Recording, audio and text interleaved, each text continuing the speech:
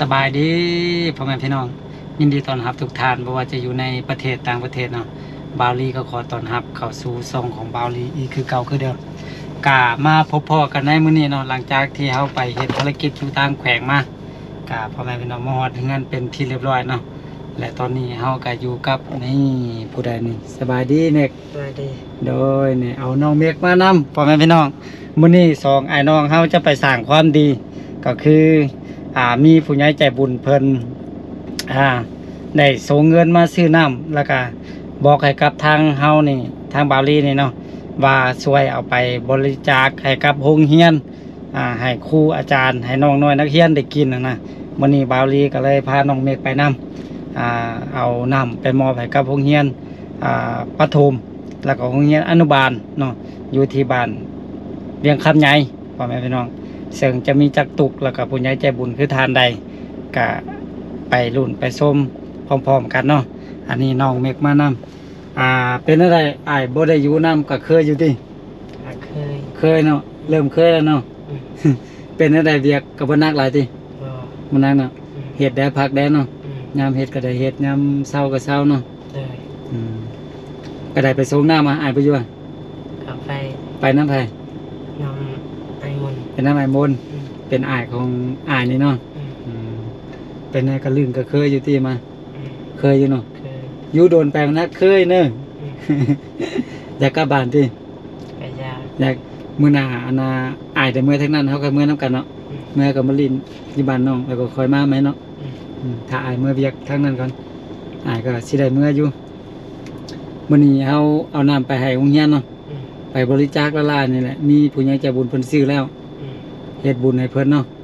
ไปน้ำอ้ายนี่เฮ็ดบุญได้มักช่วยเหลือคน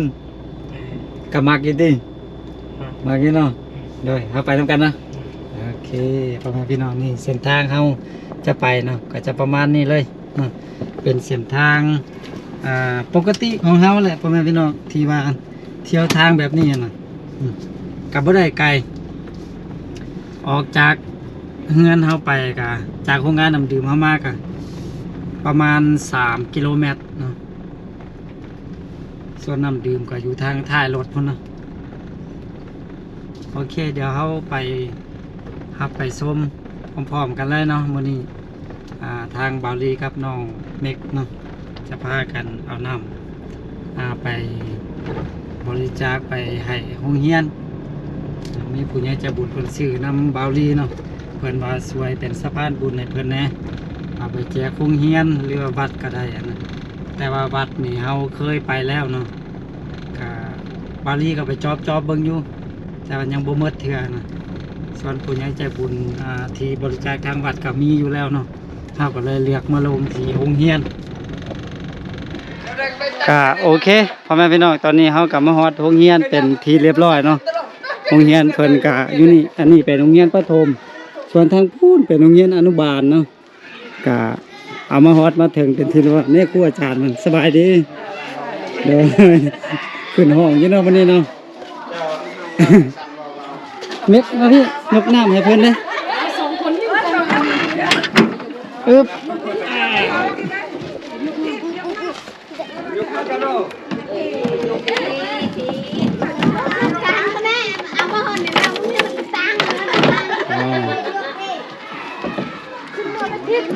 เมื่อไม่ไปแม่ขึ้นห้องดังเนี่ยไปลูกไปได้เป็นวันนักคดีประมาณไปหรอกไปวันนักคดีแล้วมาโคเนอร์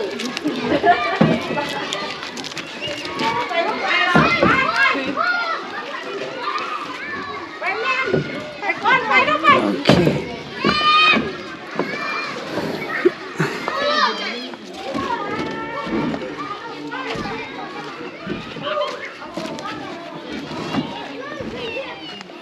เดี๋ยวจะเอาปุ่มมาเบิ้งก่อนพ่อแม่พี่น้องให้เนาะ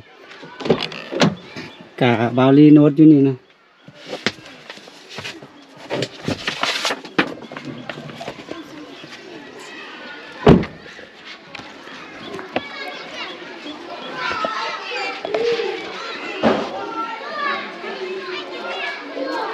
สบายดีเนาะเนาะสบาย ขออนุญาตถามซื้ออย่างหัวพุ่มพันธุ์เนาะเป็นอำนวยการ โรงเรียนประถมสมบูรณ์เวียงคำใหญ่ เนาะเวียงคำใหญ่เมืองผาอุดมแขวงบ่แก้วพอดีจะนี่อ้ายมีอ้ายอยู่ทางประเทศไทยเพิ่นชื่อว่าอ้ายสนธยาเพิ่นส่งเงินมาซื้อน้ำมาให้เฮาไปแจกให้บัตรกับโรงเรียนกะเฮาเลยว่าเรียกมาลงอยู่โรงเรียนเฮานี่5ตุกแล้วก็สิไปให้อนุบาลได้5ตุกแล้วก็แต่ละบัตรเฮาก็ไปมาหมดละ ก็อยากให้อ้ายขอมขอบใจเพิ่นเล็กๆน้อยๆเปิดพรไส้ให้เพิ่นได้ สั้นๆกับข้าพเจ้าตั้งหน้าโรงเรียนประถมสมบูรณ์เวียงคำใหญ่นะก็ขอบขอบใจผู้ที่มีใจศรัทธามามอบเป็นน้ำดื่มในจำนวน5ตุ๊กให้โรงเรียนประถมสมบูรณ์เวียงคำใหญ่แห่งนี้ท่านนี้ก็ขอให้ใช้ให้พรให้ทานจงมีสุขภาพเข้มแข็งประสบผลสำเร็จในหน้าที่การงานขอบใจโดยเอาขอบใจหลายแน่นะเป็นอะไรก็อวยพรให้ทางโรงเรียนเฮาหมดทุกคนมีสุขภาพแข็งแรงคือกัน เจริญก้าวหน้าในหน้าที่การงานจ้าขอบใจหลายโดยเข้าใจเดี๋ยวน้องจะไปให้อนุบาลเพิ่นนี้ก่อนโอเคตอนนี้ก็เฮาให้อยู่โรงงานอยู่โรงเรียนประถมแล้วเป็นที่เรียบร้อยแต่ว่ายังอนุบาลอึ๊บไปเลยเม็ดกระตุกไปในห้องการให้เพิ่นเด้อ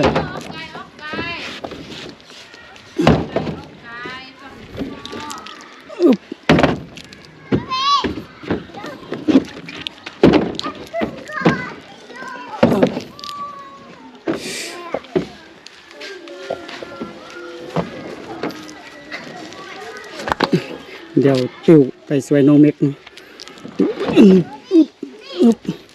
ป้าเด็กน้อยคนโอ้มื่นเนาะจับบ่ได้วันนี้รถเข่าบ่ได้พ่อแม่พี่น้องมันแคบสบายดีเป็นบ่สบายดีโอ้เฮ็ดเบิ่งสบายดีแล้วย่านมืดบัดนี้ อันนี้เป็นโรงเรียนอนุบาลพ่อแม่พี่น้องคุณถึง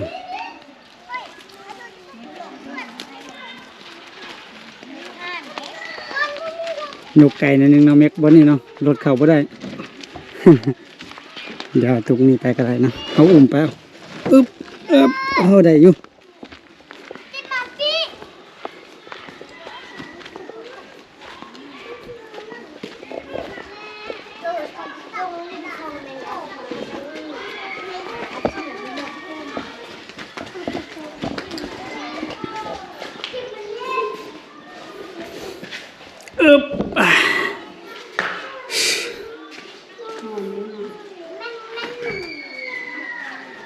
ว่าอากาศร้อนเนาะช่วงนี้เนาะมันจะมันว่า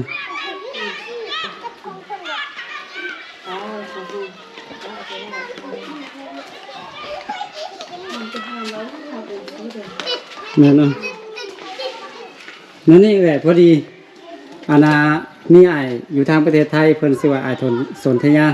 เพิ่นซื้อน้ำเราบอกมาบริจาคโรงเรียนก็เลยว่ามาลงโรงเรียนเฮานี่หาตุกขอบใจหลายๆขอบใจหลายๆได้เนาะโดยบ่ซั่นสิกลับกันเด้อขอบใจโอเคพ่อแม่พี่น้องตอนนี้เฮาก็กลับมาฮอดโรงงานเป็นที่เรียบร้อยเนาะน้องเมกก็มาไปส่งน้ำให้โรงเรียน10ตุกพ่อแม่พี่น้องนี่ก็จะมาส่งน้องเมกมานี่คือเก่าเป็นจังได๋เมกเมื่อยบ่เมื่อยเนาะ ดีใจนะที่ได้ช่วยเพิ่นเนาะโอเคโอ้บ่นอนน้องเบิ่งพอดีว่าให้เขาเจ้ามาก่อให้แล้วแต่ว่ายังนั่นพ่อแม่พี่น้องยังบ่มีเงินซื้อประตูเทื่อบาลีจ้างเขาเจ้ามาก่อพอดีไปถ่ายคลิปนำทีมงานสุดแล้วได้เงินยอดวิวน้อยนึงเนาะก็มาก่อนี่ให้น้องเมกแต่ว่าบานประตูกับวงหันมันอยากแพงนิดนึงเฮาก็เลยบ่มีเงินซื้อเทื่อเนาะก็เป็นประมาณนี้เดี๋ยวเฮาหาเงินซื้อบานกับวงมาใส่นี่ก่อนเนาะมาใส่นี่เราถึงจะก่อเนาะก่อแล้วก็เฮ็ดเป็นเอาบานประตูใส่ให้มีประตูนอนนั่นน่ะอันนี้เป็นห้องนอนพี่อ้ายบาวลี่เนาะ อันนี้เฮาก็ก่อขึ้นมาแล้วนะเดี๋ยวสอบเงินซื้อบานประตูกระบงประตูก่อนมาตั้งนี้เราค่อยก่อขึ้นมาเนาะเป็นห้องนอนของน้องเม็กเนาะก็ประมาณนี้ของพี่น้อง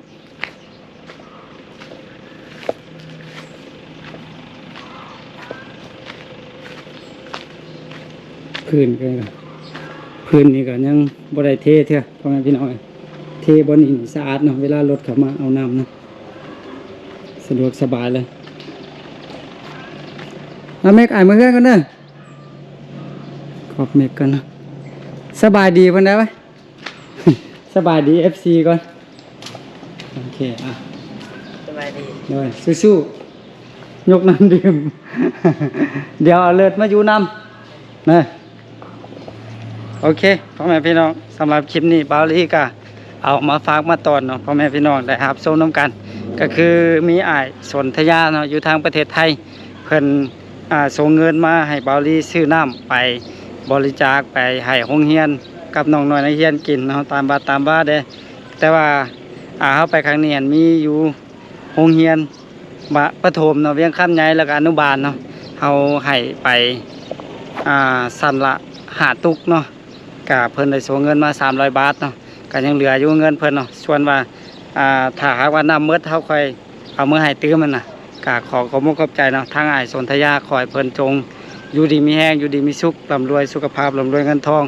นอนหลับก็ขอได้เงินหมื่นนอนตื่นก็ขอได้เงินแสนแบนมือก็ขอได้เงินล้านเนาะทานน้ำบริจาคน้ำมาครั้งนี้เนาะก็ขอให้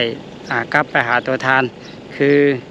ดังสายน้ำเนาะไหลไปบ่มีหยุดมีย้อนเนาะไหลเข้าหาตัวทานเพราะว่าจะเป็นความสุขดีเพราะว่าจะเป็นเงินเป็นคำเนาะให้